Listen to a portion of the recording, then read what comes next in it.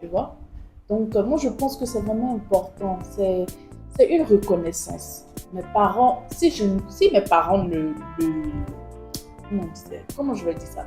L'effort qu'ils mettaient en moi pour avoir cette éducation, pour devenir quelqu'un aujourd'hui, j'allais pas pouvoir m'occuper de ma priorité qui est ma famille que je suis en train de construire. Donc, du coup, c'est la reconnaissance. Voilà. C'est ce que je dis en fait, la reconnaissance ne doit pas être ad vitam aeternam. La reconnaissance ne doit pas être pour la vie. La reconnaissance doit être au moment où justement tu deviens un arbre suffisamment juteux pour produire des fruits. Et ces fruits-là viennent d'abord chez la famille que tu as construite et ensuite viennent chez la famille dont tu es issu. C'est pas l'inverse en fait. D'accord, mais tu sais qu'il y a des gens qui sont bien juteux. Mais parce que madame n'est pas d'accord, ou bien il y a toujours un truc. Madame n'est pas d'accord que son mari aide papa ou maman, elle s'oppose, ça devient des palabres. Donc, moi, je trouve que c'est pas nécessaire. Il faut être reconnaissant. Oui, c'est la reconnaissance. C'est pas nécessaire, mais on va déborder un peu sur le sujet. Ça dépend de comment est-ce que la famille de ce monsieur-là se comporte envers elle. Moi, je pense que les femmes ne sont pas folles.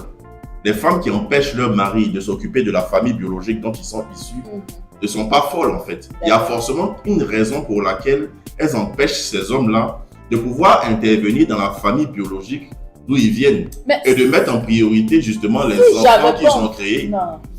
Si j'avais pas envoyé mon fils à l'école pour devenir quelqu'un là, toi, j'allais rencontrer ce monsieur-là où ça.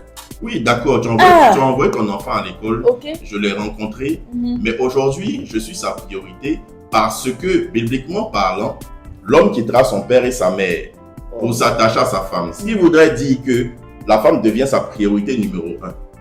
Et ce que sa femme dit, c'est exactement ce qu'il va écouter d'abord.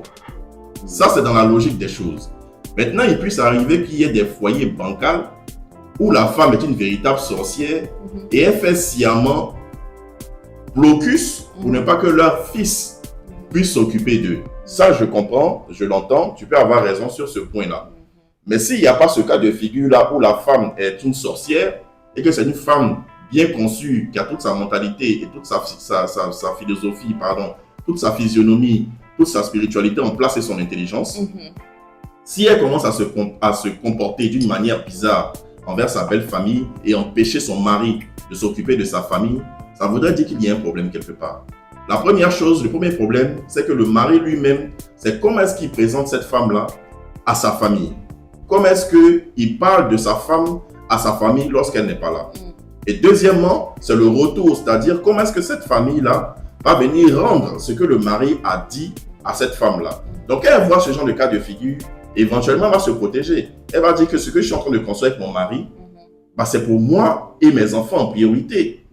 Si mon mari n'arrive pas à me défendre chez sa belle famille et qu'il me fait passer pour quelqu'un qui est mauvais, ça le regarde. Mais moi, en tant que femme, j'ai une responsabilité seconde, c'est-à-dire après mon mari, ma première responsabilité, c'est de gérer mon foyer, c'est de pouvoir assurer l'avenir de mes enfants. Et si ça doit venir de par mon mari, eh bien, je ferai tout pour que justement, il puisse arriver à ce but-là. Maintenant, s'il y a des, je veux dire... Il y a des femmes qui sont trop mauvaises. Oui, c'est ce que j'explique. Il peut arriver des cas de figure où la femme est trop mauvaise, je comprends. Tu as tout à fait raison. Mais moi, je prends le cas de figure où la femme se défend vis-à-vis de comment est-ce que son homme la traite dans sa belle famille. Ça, c'est un. Deux, comment est-ce que la belle famille elle-même, parce qu'il y a beaucoup de belles-mères jalouses. Bien sûr. La plupart du temps, les beaux-pères, eux, ils s'en foutent un peu, mais il y a beaucoup de belles-mères jalouses. Cette belle-mère-là, elle va vouloir venir s'imposer dans le foyer de son fils en disant que la fille qui est rentrée dans la vie de mon fils n'arrive pas à prendre soin de lui comme il se doit. Mais ça dépend encore de comment le mari se lève en question. Moi, mon fils va venir me dire que je souffre. Tu penses qu'il va m'asseoir là pour dire « Ah, tu souffres ». D'accord, non, je vais m'intégrer, je vais essayer de savoir mais pourquoi mon fils souffre. Et c'est la même chose. Il y a des sœurs qui viennent comme ça. Ah, pourquoi mon frère souffre? Pourquoi mon frère est maigre comme ça? Pourquoi il t'entend? Mais c'est comme ça. C'est comme ça. Tu peux pas.